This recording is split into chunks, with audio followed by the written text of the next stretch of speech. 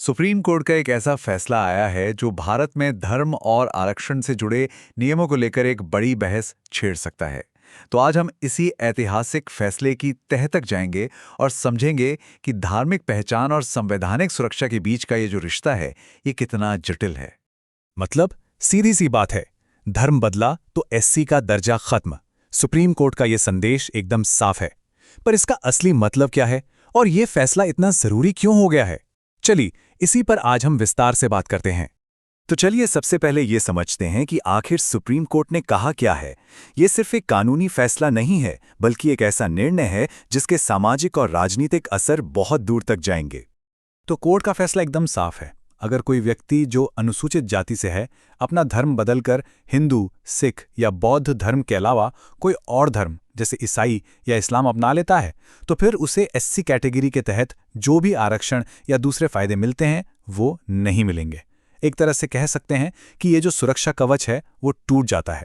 तो सवाल ये उठता है कि इस फैसले का कानूनी आधार क्या है। मतलब ये फैसला आया कहाँ से? तो इसकी जड़ें हमें मिलती हैं 1950 के एक बहुत ही महत्वपूर्ण संवैधानिक आदेश में। ये है वो दस्तावेज जिसके बारे में हम बात कर रहे हैं, संविधान अनुसूचित जाति आदेश 1950। असल में यही वो कानून है जो ये तय करता है कि भारत में किसे अनुसूचित जाति का माना जाएगा और किसे नहीं।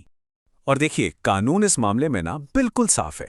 ये जो 1950 का आदेश है उसका क्लॉज 3 साफ साफ कहता है कि अनुसूचित जाति का दर्जा सिर्फ उन्हीं लोगों को मिल सकता है जो या तो हिंदू हैं या सिख या फिर बौद्ध धर्म का पालन करते हैं। अगर कोई ईसाई या इस्लाम धर्म अपनाता है तो ये दर्जा अपने आप खत्म हो जाता है। और सुप्रीम कोर्ट ने अपने फैसले में इस बात पर और भी ज्यादा जोर दिया है। कोर्ट ने कहा, कोई भी व्यक्ति एक ही समय में किसी दूसरे धर्म का पालन भी करे और एससी सदस्य होने का दावा भी करे, ऐसा नहीं हो सकता। और इसने, आप कह सकते हैं, हर तरह के कंफ्यूजन को खत्म करके एक लकीर खींच दी है। चलिए अब एक असल मामले को देखते हैं, एक रियल लाइफ केस, जिससे ये पता चलेगा कि ये कानून असल में काम कैसे करता है। ये मामला सुप्रीम कोर्ट तक पहुंचा था। तो ये मामला जुड़ा है आंध्र प्रदेश के एक पादरी चिंताडा आनंद से। कहानी शुरू होती है जब उन्होंने जाति के आधार पर भेदभाव का आरोप लगाते हुए SC/ST एक्ट के तहत एक FIR दर्ज कराई। तो देखिए, इस केस का सफर काफी दिलचस्प रहा। पहले तो पादरी आनंद ने FIR दर्ज कराई, मामला पहुंचा आंध्र प्रदेश हाईकोर्ट। हाईकोर्ट ने FIR ही रद्द कर दी, ये कहते हुए कि भाई आप तो ईसाई बन चुके हैं, तो अब आप दलित नहीं रहे। लेकिन बात यहीं नहीं रुकी, ये मामला पहुंचा सुप्रीम कोर्ट तक और सुप्रीम कोर्ट ने भी हाईकोर्ट के फैसले पर ही मोहर लगा दी। तो सवाल यह है कि कोर्ट इस नतीजे पर पहुंचा कैसे? देखिए, सब कुछ सबूतों पर आधारित था।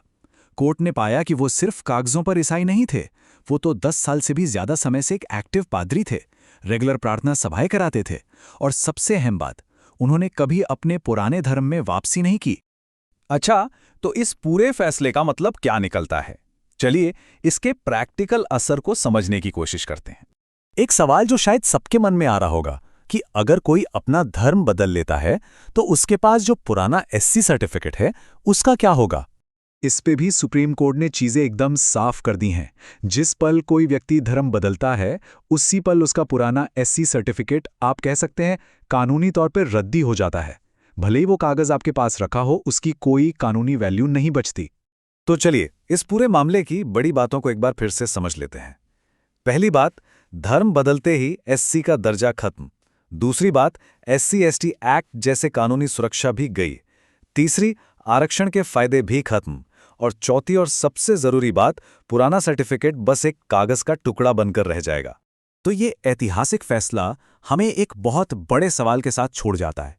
सवाल यह है कि भारत में आरक्षण, धर्म और पहचान को लेकर जो बहस इतने सालों से चल रही है, क्या ये फैसला उसे कोई नई दिशा देगा? हमारे समाज पर इसका आगे चलकर क्या असर होगा? ये वो सवाल हैं जिनका जवाब हमें आने वाले वक्त में ही मिलेगा।